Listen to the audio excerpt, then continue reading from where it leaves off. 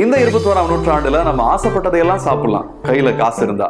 அது இட்டாலியன் பாஸ்டாவா இருந்தாலும் சரி, மதுரை மல்லிகைப்பூ இட்லியா இருந்தாலும் சரி. ஒரு 20 லட்சம் அல்ல 40 லட்சம் வருஷங்களுக்கு முன்னாடி நாம போய் பார்த்தோம் அப்படின்னா, அப்போ உள்ள ஆதி மனிதர்கள் என்ன சாப்பிட்டு இருப்பாங்க? பழ வகைகளை தாங்க சாப்பிட்டுருக்காங்க. அங்க இங்கன்னு அலைஞ்சு தெரிஞ்சு பழ வகைகளை சேகரிச்சுட்டு வந்து கூட்டத்தோட உட்காந்து சாப்பிட்டு இருக்காங்க. இப்படி பழங்களை சாப்பிட்டுட்டு இருந்த ஆதி மனிதர்கள் இறந்து போன விலங்குகளுடைய எலும்பை எடுத்து அதை உடைச்சு அதுக்குள்ள இருக்கிற எலும்பு மஜ்ஜையை சாப்பிடுறாங்க. அவங்க உடைக்கிறதுக்காக பயன்படுத்தின கல்லு அவங்க கையை கீறும் போதுதான் அவங்களுக்கு தெரியுது இதை நம்ம ஒரு ஆயுதமா பயன்படுத்தலாம் அப்படின்னு சொல்லி. அதுக்கப்புறம் அந்த கற்களை ஆயுதமா பயன்படுத்தி விலங்குகளை வேட்டையாடி சாப்பிட ஆரம்பிக்கிறாங்க. இப்படியே விலங்குகள், பறவைகள், மீன்கள் எல்லாத்தையுமே சாப்பிட ஆரம்பிக்கிறாங்க. இப்படியே காட்டுல வாழ்ந்துகிட்டு இருந்த ஆதி மனிதர்கள் ஒரு நாள் மின்னல் வெட்டி காடு தீப்பிடிச்சு எறியறத பாக்குறாங்க. அதை பார்த்து இவங்க பயப்படுறாங்க. இவங்க பயந்தது மட்டும் இல்ல, விலங்குகள் பயப்படுறத அவங்க பாக்குறாங்க. அப்பதான் அவங்களுக்கு புரியுது, நெருப்புக்கு இவ்வளவு மகத்துவம் இருக்கா, இவ்வளவு சக்தி இருக்கா அப்படின்னு சொல்லி அவங்க யோசிக்கிறாங்க. அதுக்கப்புறம் நெருப்பை உருவாக்குறாங்க. அந்த நெருப்புல தாங்கள் வேட்டையாடின அந்த விலங்குகளை, மிருகங்களை அதுல போட்டு வாட்டி அதை சாப்பிடுறாங்க. அது ஒரு தனி ருசியா இருந்திருக்கு. இப்படியே நம்ம ஃபாஸ்ட் ஃபார்வர்ட் பண்ணி ஒரு 10,000 வருஷத்துக்கு வந்து பார்த்தோம் அப்படின்னா, அப்போ உள்ள மனிதர்கள் நல்லாவே அவங்களுடைய அறிவை வளர்த்துக்கிட்டு சொந்தமா பயிர் செய்ய ஆரம்பிக்கிறாங்க, விவசாயம் பண்ண ஆரம்பிக்கிறாங்க. காட்டு விலங்குகளை வீட்டு விலங்குகளா மாத்தி வீட்டுல வளர்க்குறாங்க. அது மூலயமா பால், தயிர் இந்த மாதிரி கிடைக்குது, அதை சாப்பிட ஆரம்பிக்கிறாங்க. அதுக்கப்புறம் மசாலா பொருட்கள் இது எல்லாத்தையுமே அவங்களே உருவாக்குறாங்க. அந்த மசாலா பொருட்களை உணவுல போட்டு அதை சாப்பிட ஆரம்பிக்கிறாங்க. இப்படியே ஒவ்வொரு உணவுகளையும் அவங்க ஆராய்ச்சி பண்ணி சாப்பிட ஆரம்பிக்கிறாங்க. எல்லாமே ஒரு தனி ருசியா இருந்திருக்கு. இந்தியன், இட்டாலியன், அமெரிக்கன், சைனீஸ் இப்படின்னு சொல்லி உலக நாடுல இருந்து உள்ளூர் ஆட்சி செட்டிநாடு சமையல் வரைக்கும் ஒவ்வொரு ஊருக்கும் ஒரு பாரம்பரிய உணவு இருக்கு. இப்படி பசிக்காக நம்ம வயிற்று நிரப்புறதுக்காக சாப்பிட்ட காலம் போய் இன்னைக்கு ஆடம்பரத்துக்காக சாப்பிடுற ஒரு சூழ்நிலை உருவாயிருக்குங்க. ஆடம்பரத்துக்கே பேர் போன தங்கத்திலான உணவு வகைகளை பத்தி தான் இன்னைக்கு நம்ம வேற லெவல் கதையில பார்க்க போறோம். என்னது, தங்கத்துல சாக்லேட்டா, ஐஸ்கிரீமா, பீட்சாவா, பர்கரா, தங்கத்துல பிரியாணி கூட செய்யறாங்களா? இதெல்லாம் எங்க செய்யறாங்க? துபாயிலயா? துபாயில தங்கத்துல பில்டிங்கே கட்டுறான், தங்கத்துல சாப்பாடு செய்ய மாட்டாங்களா?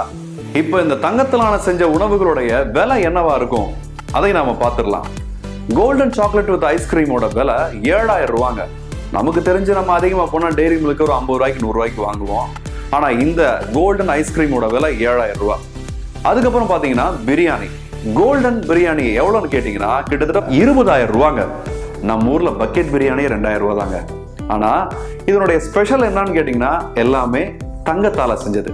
முழுக்க முழுக்க தங்கத்தால செஞ்சாங்களா அப்படின்னா அதான் இல்லை. அதிகபட்சம் ஒவ்வொரு சாப்பாடுலையும் ஒவ்வொரு உணவு வகைகளையும் அவங்க மேல கோல்டு லீஃப்னு சொல்லக்கூடிய தங்க இலைகளை மேல வைப்பாங்க. அது மட்டும் இல்லாம ஒரு சில உணவுப் பொருள்கள்ல தங்க தூள், கோல்டன் டஸ்ட் அப்படின்னு சொல்லக்கூடிய தங்க தூளை தூவி விடுவாங்க. இதுக்கு தாங்க இவ்வளோ ரேட்டு. அதாவதுங்க, இப்ப நல்லா சொல்றது மாதிரி இருந்தா சாதா தயிர் சாதத்தை சும்மா கொடுத்தா விலை கம்மிங்க. அதுவே கொஞ்சம் மேல மாதுளம்பழத்தெல்லாம் தூவி கொடுத்தா விலை ஜாஸ்தி.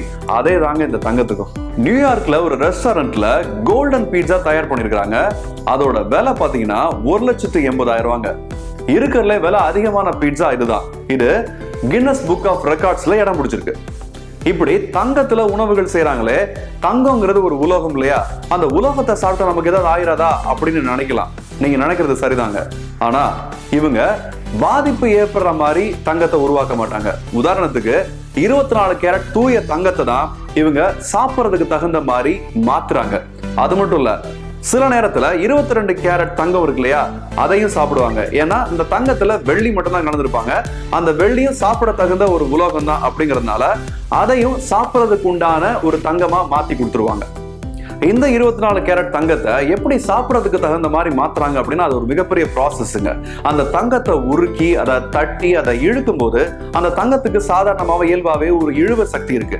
உதாரணமா 1 கிராம் தங்கத்தை நீங்க இழுத்துட்டே போனீங்கன்னா கிட்டத்தட்ட 3 கிலோமீட்டர் வரைக்கும் அதை கொண்டு போலாமா.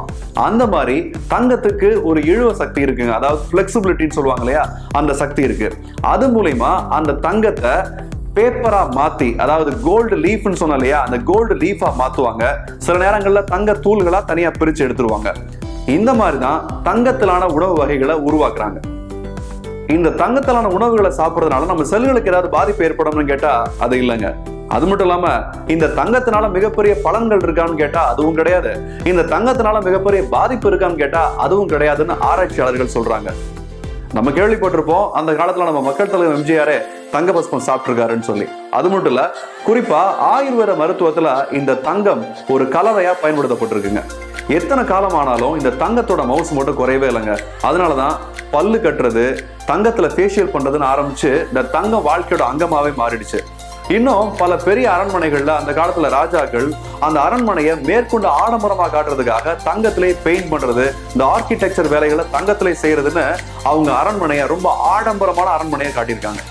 இன்னைக்கு இந்தியாவில் இருக்கக்கூடிய 5 ஸ்டார் 7 ஸ்டார் ஹோட்டல்கள்ல ஐஸ்கிரீம், காஃபி, சாக்லேட், பீட்சா, பிரியாணின்னு சொல்லி எல்லாத்தையுமே கோல்டு டஸ்ட், கோல்டு லீஃப் பயன்படுத்தி பரிமாற ஆரம்பிச்சிட்டாங்க. என்னதான் நீங்க தங்கத்துல சாப்பிட்டாலும் நம்ம ஊர் மதுரை மல்லிகைப்பூ இட்லி, திண்டுக்கல் பிரியாணி, திருநெல்வேலி அல்வா, கும்பகோணம் டிகிரி காஃபி இதுக்கெல்லாம் ஈடாகுமாங்க? அதையும் தாண்டி கமலாம்மா பாட்டி மாதிரி ₹1 இட்லி கொடுக்குற அந்த மனசு இருக்கு இல்லையா, அது இந்த தங்கத்தாலான உணவுக்கு முன்னாடி ஒண்ணுமே இல்லைங்க. இந்த தொகுப்பு உங்களுக்கு பிடிச்சிருந்தா லைக் பண்ணுங்க, ஷேர் பண்ணுங்க, கமெண்ட் பண்ணுங்க, மறக்காம சப்ஸ்கிரைப் பண்ணுங்க. மறுபடியும் வேற லெவல் கதையில சந்திக்கலாம்.